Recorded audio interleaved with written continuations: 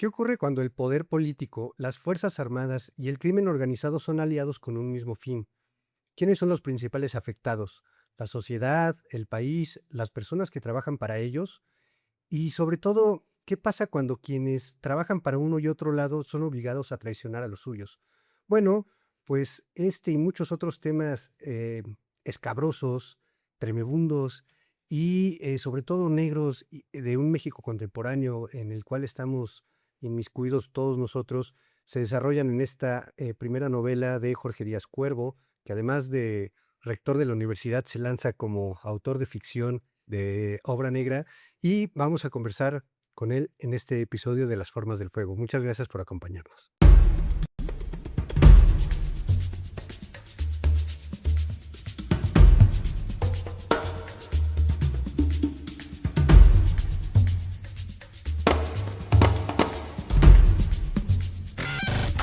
ADN Noticias, Radio. Te hablamos con la verdad. Pues tal como se los adelantábamos ahorita al inicio de esta emisión de Las Formas del Fuego, hoy tengo el gusto, el placer de charlar con Jorge Díaz Cuervo, quien además del rector de la Universidad de la Libertad, pues tiene una destacada trayectoria en el ámbito político, como abogado y también como autor de no ficción, con el libro que pues, en su momento sembró a más de una conciencia que se llama Drogas, Caminos hacia la Legalización, el cual, por cierto, fue el tesis con el cual conseguiste el grado de doctor en Derecho en la UNAM. Es ¿Cómo estás, correcto. Jorge? Gracias, Carlos. Bien, gracias y muy contento de estar aquí en tu programa. Gracias por la invitación. No, gracias a ti por acompañarnos. Y pues sí, precisamente antes de entrar al aire, platicábamos un poquito de los eh, alcances que tiene la ficción cuando se basa en la realidad, que muchos grandes escritores, no nada más de novela negra, sino de lo que podríamos decir la non-fiction novel, ¿no? Inaugurada por Truman Capote hace más de medio siglo, se basan en hechos verídicos para desarrollar una ficción. En este caso, ¿cuál es tu principal inspiración, Jorge? Pues mira, Carlos, sin duda es lo que vivimos en México, lo que tanto nos duele y que parece una espiral de la cual no podemos salir y que es este vínculo entre crimen organizado, entre el mercado de las drogas, el mercado ilegal de las drogas, nuestras fuerzas armadas, nuestras policías, nuestros políticos, poderes fácticos que hoy ya conforman un enramado, digamos, están todos vinculados unos con otros y que, pues en efecto, la ficción, la novela nos permite abordar un problema tan serio como este con ciertas licencias creativas, pero pues tú ya lo leíste y aunque la novela sucede en aquel fatídico 1994 en Así torno al es. asesinato de Luis Donaldo Colosio, pues son fenómenos que estamos viviendo hoy. El poderío del crimen organizado, su control territorial, sus vínculos con el poder político, y de eso va la novela. Y la verdad disfruté mucho escribiéndola. Y la idea surge, Carlos, precisamente cuando yo escribí mi tesis doctoral sobre el tema del mercado de las drogas y la regulación en torno al mercado de las drogas, leyendo un texto eh, que es una entrevista larga a un sicario en la cárcel. Y ahí queda muy claro que las personas que se dedican al comercio de sustancias ilegales, pues no vienen de Marte, o sea, son personas que nacen en nuestros barrios, que tienen vínculos familiares, eh, son personas que crecen cerca de nosotros Así es. y que tienen eh, pues cariños y tienen amistades que muchas veces están del otro lado, que están dentro de las Fuerzas Armadas o las policías y son cuñados y son amigos de la infancia y unos toman un camino y otros toman otro. Eh, y lo mismo sucede con los políticos. Entonces son temas que yo creo que hay que hablar como sociedad, que tenemos que reflexionar para poderlo gestionar de una manera más inteligente de lo que hemos hecho hasta ahora, ¿no? Porque, insisto, estas personas toman la decisión de dedicarse a lo que se dedican por razones a veces absolutamente justificables. La vida los pone ahí, así como también la vida pone a otros del lado de las Fuerzas Armadas. Pero esos cariños y esos lazos ahí están. Y entonces, pues justamente la novela trata de cómo en cierto momento, cuando todo se derrumba, pues tienen que decidir estos personajes a quién traicionan primero. Si a la familia, la amistad, al país, a las Fuerzas Armadas, a las organizaciones criminales O al poder eh, político, o ¿no? al poder político. Precisamente transitando en estas páginas, Jorge, que además son muy atrapantes, tiene precisamente esta primera característica y cualidad que a mí me gustaría resaltar de una novela negra, de una novela policial, y es querer saber qué es lo que viene, ¿no?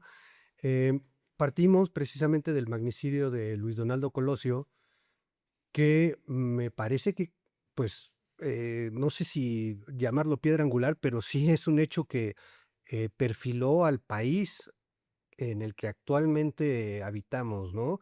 Porque, pues, se presentaron a raíz de eso muchas aristas que tal vez sí, por supuesto que existían, pero que tal vez estaban un poquito por abajo de las aguas, ¿no? Como los poderes del crimen organizado. O sea, el crimen organizado no es una facción sola. Se empezaron a disputar las plazas y un poquito de eso va la trama, sin adelantar finales, pero un poquito va de eso, ¿no? O sea, la facción de Tijuana busca hacer alianzas con la facción pues territorial del centro del país, que es pues el cártel que controlaba, al menos en 1994, lo que eran las demarcaciones de Guerrero, de Morelos, de Puebla, del Estado de México, de Michoacán, para intentar hacer un poquito de lado al que estaba ganando en ese momento mayor poder, ¿no? Que era el de Sinaloa. Sí, sí, sí. Eh, ¿Cómo es friccionar esto, Jorge? ¿Es fácil para empezar? De entrada, parte de realidades. Claro, claro. En México existen dos regiones en donde se siembra y se da la amapola muy bien. La amapola no es una planta que se dé en cualquier clima. En México tenemos dos regiones en donde se da de manera espectacular, que es el Triángulo Dorado, allá en Sí. Sinaloa, Chihuahua, Durango, y la otra es en la Sierra de Guerrero.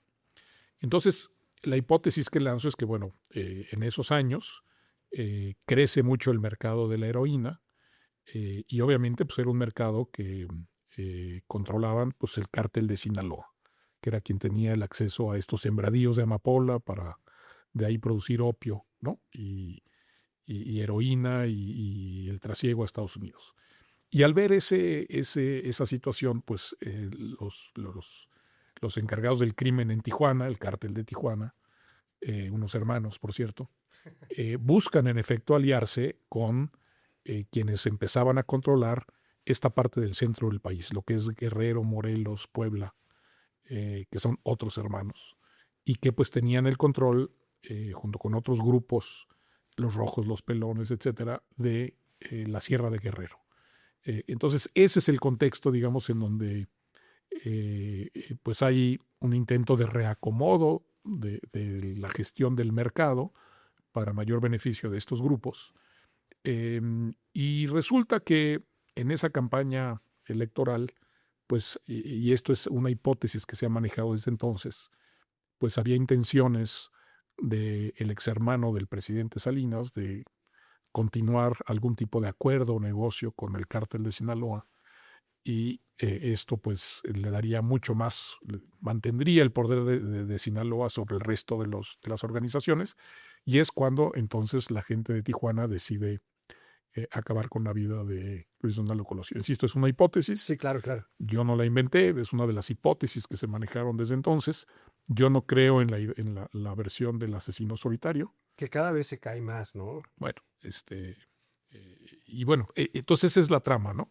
Y en esto pues están involucrados dos primos. El Chayo, que también por un suceso fortuito acabó sumándose, entrando al colegio militar y haciendo carrera militar.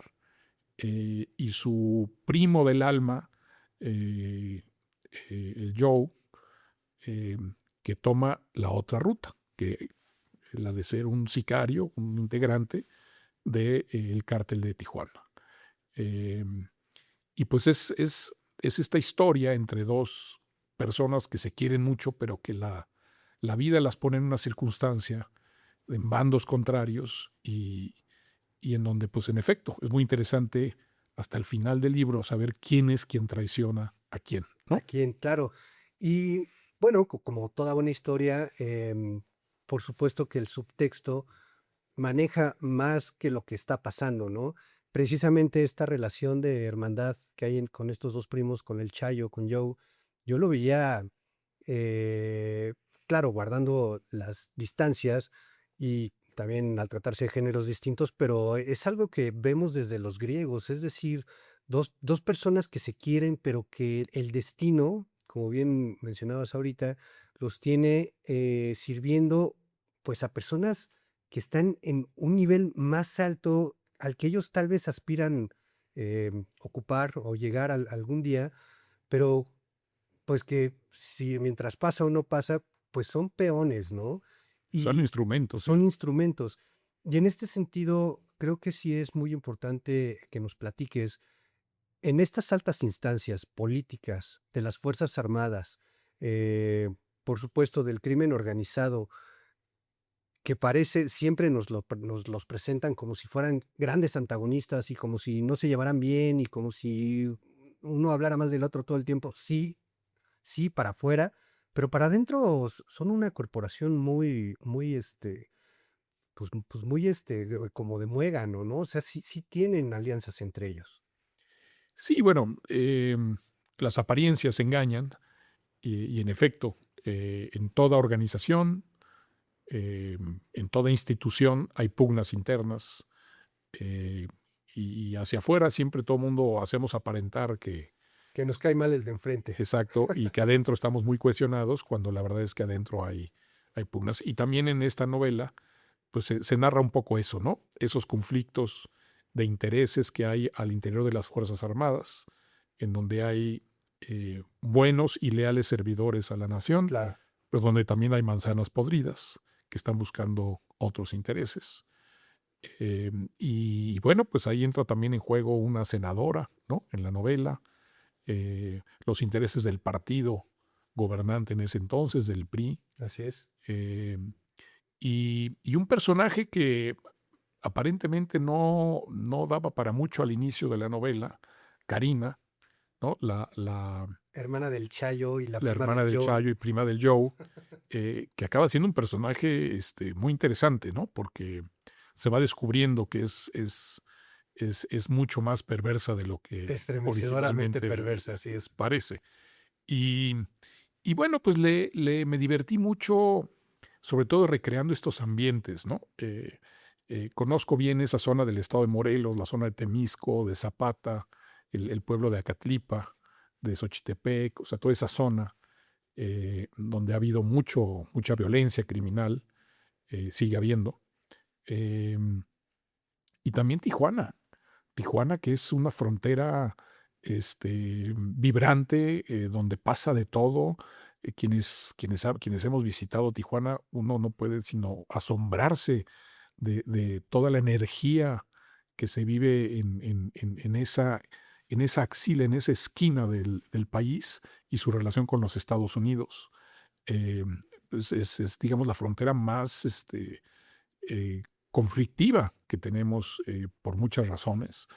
Y no en balde, pues ahí se han asentado grupos criminales que han dominado desde hace cuando menos 50, 60, 70 años el trasiego de drogas distintas a los Estados Unidos.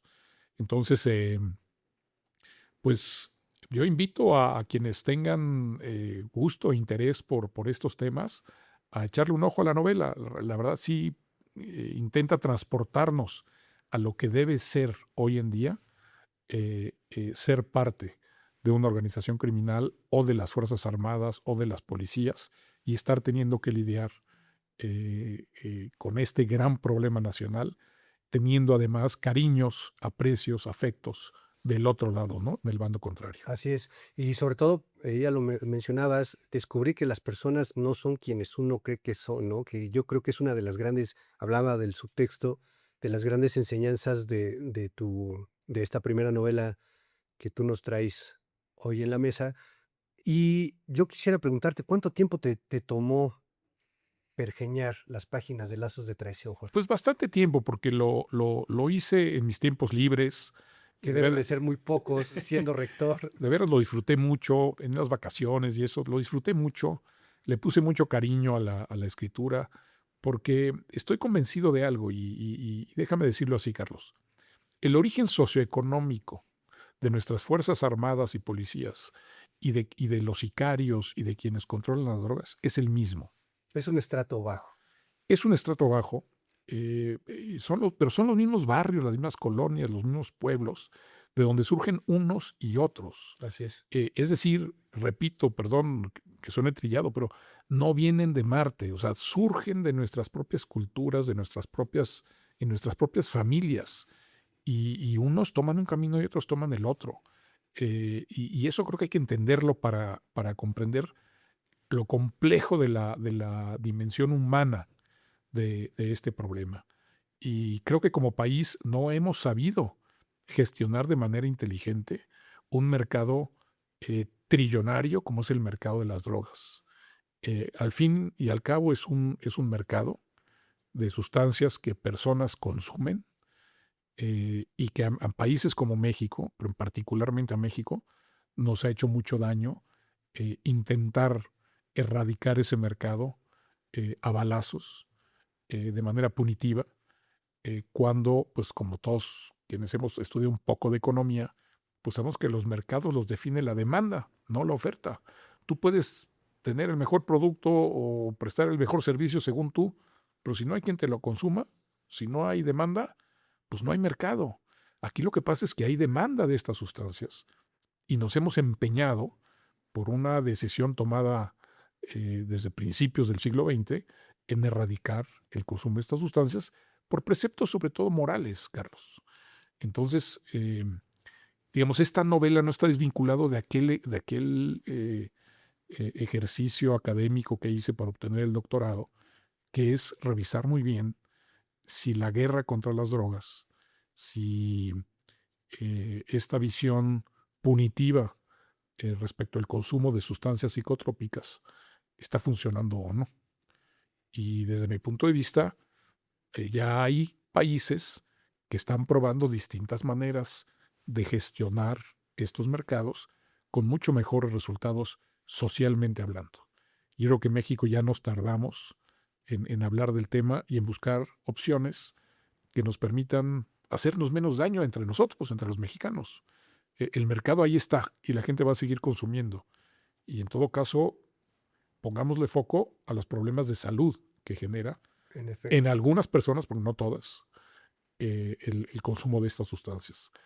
Pero seguir criminalizando el mercado como lo hacemos, pues nos lleva a esto, a un problema social inmenso. A familias quebradas, comunidades quebradas, mucho dolor, mucha traición, mucha sangre. El drama de los desaparecidos es indignante, y todo simplemente porque pues, gestionar y ser parte de ese negocio para muchas personas en esos poblados es la opción entre la miseria o salir adelante. Que no necesariamente se traduce en una vida de lujo ni de... que es como cooptan a estos jóvenes, ¿no? Les hacen pensar que van a tener una vida que en sus manos no está en ese momento y a la cual no llegan. Y donde, sin adelantar finales, pues aquí en la novela vemos que no hay un ganador. No hay un ganador, ciertamente. No, es que nadie gana en esto. Sí hay, digamos, beneficiarios, ¿no? Pero con vidas muy cortas. Las personas que se dedican a eso tienen vidas muy cortas, logran tener ciertas comodidades o ciertos lujos en un periodo muy corto de tiempo, pero casi siempre terminan o enterrados, o mutilados, o asesinados, o descuartizados, o en la cárcel. En el mejor de los casos. En el mejor de los casos. ¿Y qué pasa con los políticos? ¿Qué pasa con lo que decíamos, con los jefes de ellos, que son los que realmente se benefician? ¿Qué pasa con los contadores públicos, con los financieros, los que lavan el dinero? O sea, ¿qué pasa con todos los que utilizan a estas personas para gestionar un mercado en condiciones tan peligrosas y que se benefician de todo este dineral que genera el mercado? O de las personas que tranquilamente consumen en sus casas y tienen a un dealer, ¿no?, que les provee, sin saber que todo lo que hay detrás de ese dealer es muerte y mucha sangre, ¿no? Claro, ya llega con, pues, con las manos manchadas, ¿no? Esta persona. Así es. Hablando de géneros, porque precisamente si algo nos permite la literatura, y es algo que siempre he comentado en este espacio y en otras charlas, es que no es un retrato fiel, pero sí nos permite acercarnos fielmente a lo que vivimos, ¿no? Y en este sentido, hablar de, pues precisamente de fines trágicos nos acerca sin redundar o sin intentar redundar, a la tragedia. ¿Cuáles fueron los géneros que te motivaron o cuáles son a los que tú recurres en la ficción? Mira, a mí me gustó mucho en la Universidad de la Libertad. Llevamos 2 años, este va a ser el tercero, realizando el Festival de Escribidores, Claro. que lo organizamos con la Cátedra Vargas Llosa. Que además contó con la presencia de Álvaro De Vargas Llosa, sí, claro. Ajá. Con ellos, con Álvaro, es con quien hicimos una alianza, y con él es que traemos este Festival de Escribidores en función de lo que su padre, Mario Vargas Llosa, escribió sobre, y ese fue el tema, la palabra, ¿no? Escribidores, no escritores, Sí, los escribidores. Y ahí Héctor Aguilar Camín, platicando en una mesa con Carlos Tello hablando del género del cual yo también venía, él hablando de la biografía, pero los textos académicos tienen un marco de rigidez muy especial. Y entonces Héctor Aguilar Camín hablaba de lo contrario, que es la ficción, la novela, que nos permite darnos licencias, ¿no? Y decía él, mira, todos los seres humanos escondemos parte de nuestra verdadera identidad, de quienes somos. Nunca sabes bien a bien qué está pensando la otra persona. No sabes bien a bien cómo es esa otra persona, ¿no? Todos andamos por la vida con máscaras, ¿no? Y tratando de aparentar lo que sentimos que conviene que aparentemos. Y él dice, en cambio en la novela, tú puedes meterte al cerebro de las personas y saber qué piensan, por qué son así, a qué le tienen celo, cuáles son sus ambiciones, cuáles son sus odios, cuáles son sus propósitos, sus afinidades, sus gustos. Dice, yo nunca podré ni siquiera conocer a mi esposa como conozco a Madame Butterfly, ¿no? Y eso es lo que es delicioso, digamos, de escribir ficción, de escribir una novela, que uno puede realmente darle vida a personajes, crear ambientes que se pueden sentir, que se pueden oler, que se pueden tocar. Y eso, pues desafortunadamente, en el otro tipo de literatura, que puede ser más la biográfica o la académica o el ensayo, que tiene que ser muy apegado a fuentes, pues no nos permite, ¿no? Entonces, pero bueno, todos, a ver, yo pienso mucho en el constructivismo. Todos somos productos de algo, todos hemos visto, escuchado, vivido, conocido personas. Y uno cuando se sienta a escribir una novela es porque, y los recursos que uno utiliza es lo que uno ha vivido, ¿no? Por eso yo te decía, esos ambientes, tanto de Tijuana como de Acatlipa, de Tezoyuca, de estas zonas, pues es porque uno lo conoce y vierte ahí, ¿no? Y eso a lo mejor puede ser, pues, muy fascinante para personas que no conozcan estos lugares, ¿no? Y bueno, quienes hemos conocido a gente de las Fuerzas Armadas, a policías, todo lo que hemos sabido de quienes se dedican al tráfico de drogas, pues lo vertimos ahí, ¿no?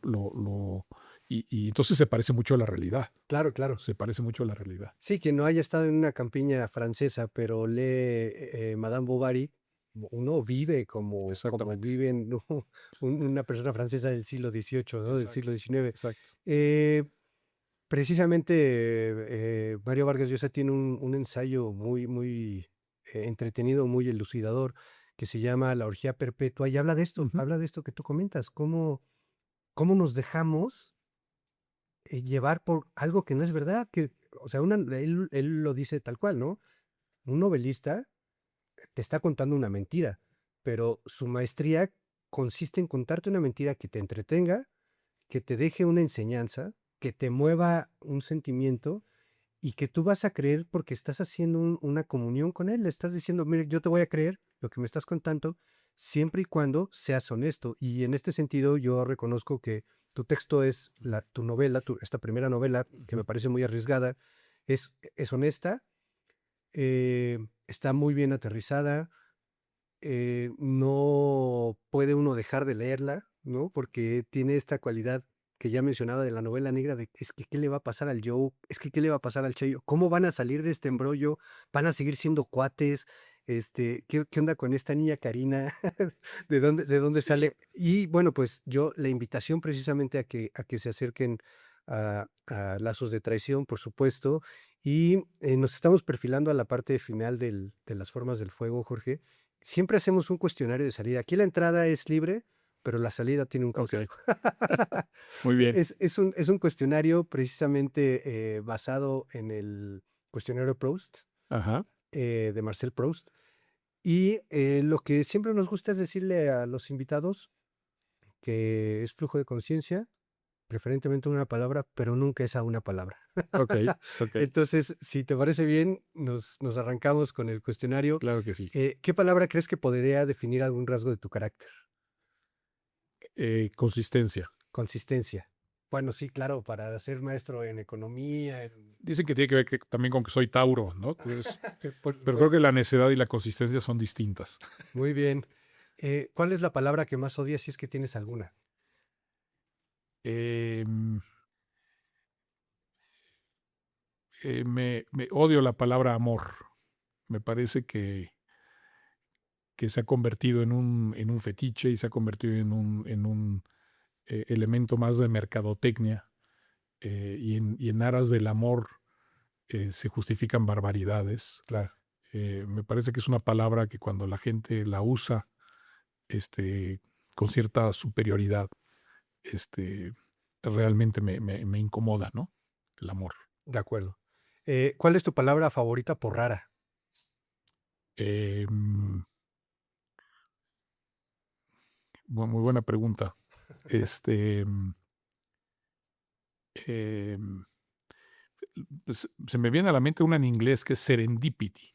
Serendipity. ¿Y Serendipity. cuál es su definición? Pues es que justamente es una definición muy amorfa, ¿no? Serendipity, que es como una situación que parece ser de serenidad, pero que realmente es una cosa extraña, ¿no? O sea, Ok, que no se ok, puede definir, ¿no? ok. Aparenta calma, pero no lo es. Sí. Eh, ¿Qué es lo que más te gusta hacer? Me gusta estar mucho con amigos, las sobremesas me gustan mucho, platicar, debatir temas, escuchar ideas por disparatadas que sean. Disfruto mucho de la amistad de mis amigos, de mis amigas, y me gusta pasar tiempo en esas sobremesas, en esas charlas, que creo que nos hacen humanos a todos, ¿no? Pues es que fomentar el diálogo es lo que Sí, nos convirtió en seres pensantes, ¿no? sí, así es, Precisamente sentarse al lado de una hoguera y contar cosas. exactamente. Eh, ¿Qué es lo que más te disgusta hacer en contraparte, Jorge? Lo que más me disgusta es tener que decirle a una persona eh, cuáles son, desde el punto de vista de uno, sus errores o lo que no está haciendo bien. Ok, Me cuesta mucho trabajo subirme a ese pedestal de tenerle que decir a la gente que se está equivocando. Eh, y eso a veces se convierte en una especie de evasión, ¿no? De no querer lastimar a la gente. Y eso me cuesta mucho trabajo. Cuando ya no queda otra más que decirle a la gente, La estás regando. la estás regando, te estás equivocando, vas por el camino correcto, eso no lo deberías de hacer. Eso me incomoda mucho. Y que alguien con tus obligaciones pues se ve en la necesidad de hacerlo, ¿no? Sí, No, sí, no, sí, no sí, puede. lamentablemente en una universidad hay mucho de eso. Sí, claro. Bueno, te acompaño con ese pesar de lejos. El, pero esta pregunta siempre es catártica, Jorge. Por supuesto, yo sé que eres un caballero, pero no dejarías de ser humano si no la tuvieras. Ujú. ¿Cuál es tu grosería favorita? Pendejo. Pendejo. Sí, creo que describe perfectamente lo que queremos decir. Sí, sí, sí. Y todas sus pendejear, acepciones, sí, claro, ¿no? ¿no? Pendejada, o sea, porque ya nuestro idioma es riquísimo en eso, ¿no? Sí, por supuesto. O sea, está la raíz, la palabra raíz, y Sí, ya de ahí sí, sí, todas las sí, que se sí. deriva, ¿no? Sí. Pendejismo, No, está bueno. etcétera. Eh, Pendejada. claro, claro. Dime un hábito ajeno que no soportes. Un hábito ajeno que no soporte. Eh, hay muchos que tienen que ver con la higiene, ¿no? O sea, no soporto a la gente que no cuida su limpieza personal. Sí, totalmente. ¿Qué libro te hubiera gustado haber escrito? Pues me hubiera encantado haber escrito la Odisea o la Ilíada, ahora que está de moda Está de la moda, Odisea, ¿verdad? porque no deja de maravillarme cómo una obra escrita hace 3000 años puede ser tan vigente, Claro. ¿no? Y creo que un poco esa es la novela, esa es la ficción. Cuando realmente trata aspectos del ser humano, el marco puede ser el que sea, puede ser la guerra de Troya o puede ser la guerra por el mercado de las drogas, pero finalmente lo que hay detrás de una buena novela son esos dilemas humanos. Así es. Coincido. Y eso es lo que nos hace, yo creo, cuando leemos una buena novela, reflexionar sobre nosotros mismos, ¿no? Sobre nuestra circunstancia, sobre nuestro paso por este planeta, por breve que sea. Eh, Eso a mí me parece que es lo Y replantearnos nuestro ser, ¿no? claro, O sea, ¿quiénes somos y por qué estamos aquí? ¿A dónde exactamente, vamos? Quizá. exactamente. Y de repente dejar de comportarnos como robots, ¿no? Y volver a pensar siempre cuál es nuestra Ítaca, cuál es mi Ítaca, cuál es tu Ítaca, cuál es tu ¿Para dónde propósito, quisiera hacia dónde regresar? vas. Y todas estas lecciones que nos da la Odisea de, pues no seas necio, no hay un solo camino, hay muchas formas de llegar a tu Ítaca. Así es. Tienes que tener la capacidad de observarlas y de tomar decisiones y de corregir el rumbo cuando ya te diste cuenta que eso no te va a llevar a lo que quieres. Entonces me parece que ese tipo de obras universales hacen que algunos de nosotros queramos pues practicar esto de la facción y de la novela Con muy buenos resultados en este caso. te lo agradezco mucho para reflexionar, porque finalmente de eso se trata. Yo creo que quienes gozamos del privilegio de leer, de que nos gusta leer, pues gozamos de eso, ¿no? De todo lo que te despierta una buena lectura en términos de reflexiones sobre uno mismo y sobre nuestra circunstancia. Bueno, pues ahí está una gran obra. Seguimos con la otra pregunta. ¿Cuál es tu personaje de ficción favorito en este sentido? Mi personaje de ficción favorito. Pues yo creo que tiene que ser, sin lugar a dudas, eh, mm, Dios. Yo soy agnóstico y con mucho respeto a los creyentes y también a los ateos, a los no creyentes. Creo que esa figura de un ser o de una fuerza superior que nadie ha podido, ¿no?, probar que exista, tampoco nadie ha probado que no exista.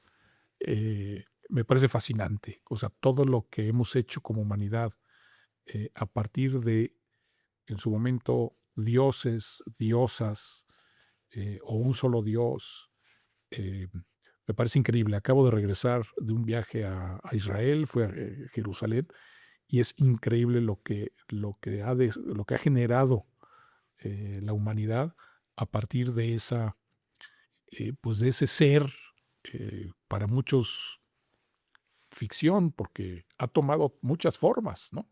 Ha tomado este, muchísimas formas según la imaginación de la sociedad en su momento. Y la manera en que se imaginaban los dioses, los aztecas, los mayas, o los griegos, ¿no? O los romanos, o ahora los cristianos, o los judíos, o los musulmanes, o los budistas. Me parece maravilloso todas esas representaciones de esa deidad, de ese dios, o de esos dioses. Me parece que es un gran ejercicio de ficción que pues ha alimentado eh, la imaginación de la humanidad y nos ha dado sentido y propósito y preceptos morales y formas correctas o no correctas de actuar, etcétera. Claro, éticas, filosóficas y un crisol, no nada más de esto, sino también de espiritualidad, ¿no? Que más allá de lo religioso, la espiritualidad me es una parte inherente del ser humano que siempre lo sostiene en momentos difíciles y también en los momentos alegres, ¿no? Sí, sí, sí, Siempre, sí. siempre se le agradece a alguien, aunque no se sepa quién, Sí, aunque uno sea agnóstico, ¿no? sí, sí, sí, sí. Pero, pues hombre, eh, esos textos que han descrito a esos dioses, pues son los textos que han formado, que han creado, construido civilizaciones completas, ¿no? Así es. Y me parece un gran ejercicio de ficción, y que ha movido Masas. masas, sí. Bueno, y mira, qué curioso, tal vez ya sobra esta pregunta, pero bueno, dice, si el cielo existe y te encontraras a Dios esperándote, ¿qué te gustaría que te dijera?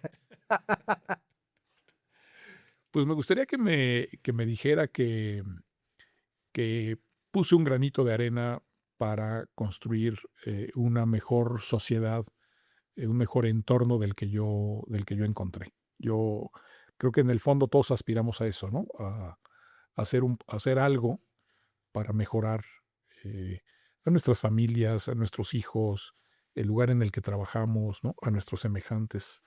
Y por eso siempre he tenido ese interés en la política, ahora desde la universidad, que es un espacio maravilloso para realmente poder construir una cultura diferente, ayudar a formar futuros líderes que puedan hacer de México algo mejor de lo que hoy tenemos. Eh, Eso me gustaría que me dijera, oye, contribuiste en algo, ayudaste en algo, dejaste huella, dejaste un legado, por pequeño que sea, pero no pasó en balde tu existencia por este planeta. Cambiaste entornos para bien. Cambiaste entornos para bien. eh, Mejoraste entornos, construiste entornos favorables, porque yo creo que los valores que nos hacen seres humanos son los mismos en cualquier religión y las conductas inapropiadas son las mismas en cualquier parte del mundo, ¿no? Y creo que es fácil identificar a las personas que tienen esos buenos principios, buenos valores, buenos reflejos, buenos instintos, y quienes definitivamente hacen daño, ¿no? Y pues yo creo que uno espera, sobre todo cuando tenemos hijos, pues a dejar un poco de ejemplo, ¿no? Claro. Bueno, pues si Dios existe, que así sea, que así se lleve a cabo, si es el plan divino, si es que hay un plan divino. Sí. Y bueno, pues solo resta, además de agradecerte que nos hayas venido a platicar de todo esto, Jorge, ¿dónde te podemos seguir en redes sociales? ¿Cómo podemos conseguir información de la Universidad de la Libertad, por supuesto? ¿Qué va a haber eh, respecto a lazos de traición? Pues mira, en X estoy como @díazcuervo. Ahí me pueden seguir, ahí publico algunas cosas de vez en cuando. Me gusta mucho el debate y creo que esa es la red en donde mejor se Así debate, es. con mayor ahínco, con mayor fuerza. Pues la presentación del libro va a ser en la Feria Internacional del Libro en Guadalajara. Ya pronto tendremos fecha. Fechas. Será obviamente gracias al apoyo de Círculo Editorial Azteca y de Miguel Ángel Porrúa. Y bueno, pues en la universidad también nos pueden encontrar. Estamos en todas las plataformas. La página la pueden encontrar muy fácilmente. Si en cualquier buscador ponen Universidad de la Libertad, ahí nos pueden encontrar. Estamos construyendo la universidad más importante en materia de negocios, de emprendimiento, de innovación.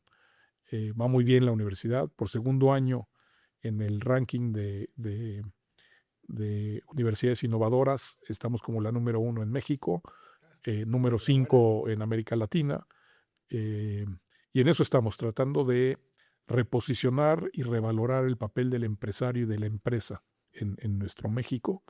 Culturalmente merecen un mejor lugar y son finalmente las empresas, es esa organización social que genera riqueza.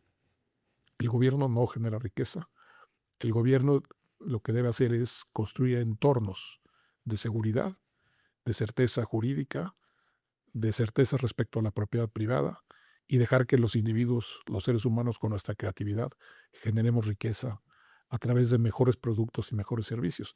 Y eso es lo que estamos impulsando, obviamente bajo el liderazgo de Ricardo Salinas Pliego, que es el presidente de la universidad y quien está plenamente comprometido con un México pues, más próspero, un México con más y mejores empresas, con más y mejores empresarios, y con un gobierno que le preste más atención a la seguridad, a la justicia, a crear esos entornos, ¿no?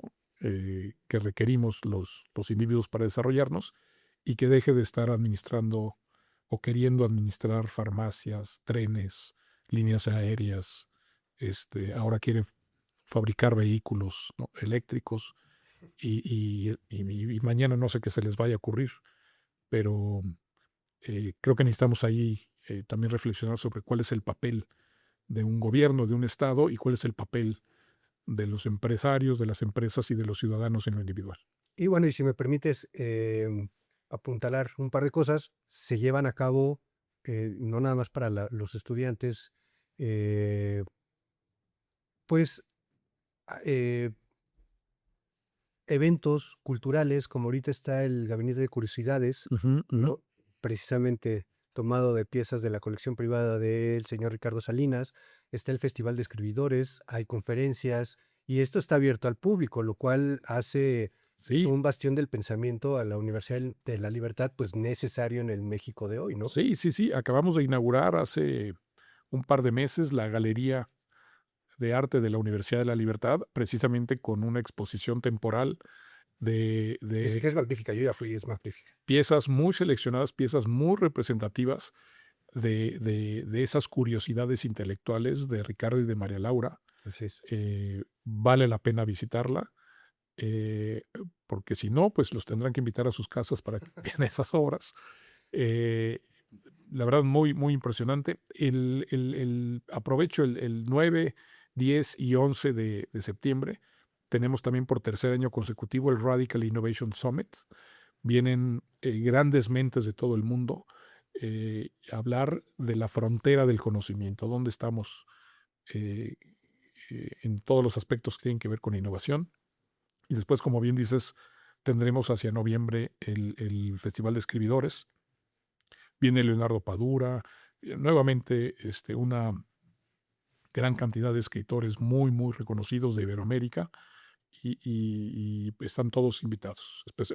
Tú, por supuesto, No, muchas empezando por gracias ti. por la invitación, y también nosotros les invitamos a que, pues, sobre todo que lean Lazos de Tradición, por supuesto, que se acerquen a las actividades de la Universidad de la Libertad.